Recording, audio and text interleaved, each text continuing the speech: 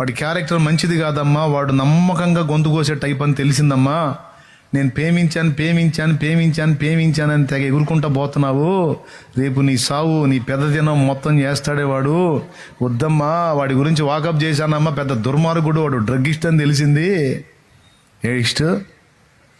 వాడు డ్రగ్స్కి అలవాటు పడినవాడు అని తెలిసిందమ్మా. వాడు సైకో అని తెలిసిందమ్మా. వాడి మాయమాటలకి ఎట్లా బుక్ అవుతున్నావే తల్లి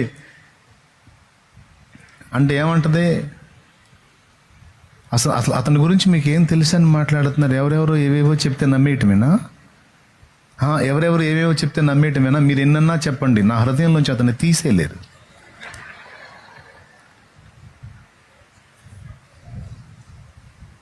మీరు ఎన్ని చెప్తా ఉంటే నాకు అంత ఎక్కువ అవుతూ ఉంటుంది అతని మీద ప్రేమ.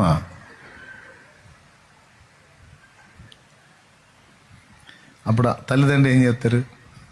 ఈ మొండికేసి తిండి మానుకొని పీడిచ్చి ఏం చేసినట్టు?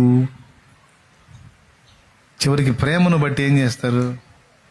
సరే రాజు మెచ్చింది రంభ అన్నట్టు, సరే పొమ్మ ఏదో దరిద్రపండి దేవులాడుకున్నావు, మేము చూసిన దాకా ఆగలేదు, నీ కర్మ కాల్చుకున్నావు, సరే అనుభవించుపోవే, నీ కర్మ అనుభవించు అని అమ్మా నాన్న ఓటమి పాలయ్యి బిడ్డగా నిన్ను గెలిపించి నీ ఇచ్చను నెరవేర్చడానికి సపోర్ట్ చేస్తారా? అప్పుడు నువ్వు అమ్మా నాన్నని గెలిచావు, ఓడిపోలా, గెలిచావు. చివరికి పెళ్లి చేసుకున్నావు. పెళ్లి చేసుకున్నాక నీకు మ్యాటర్ అర్థమైంది. ఇంక ఇప్పుడు ఎంత లబలబ కొట్టుకుంటే ఏమంట?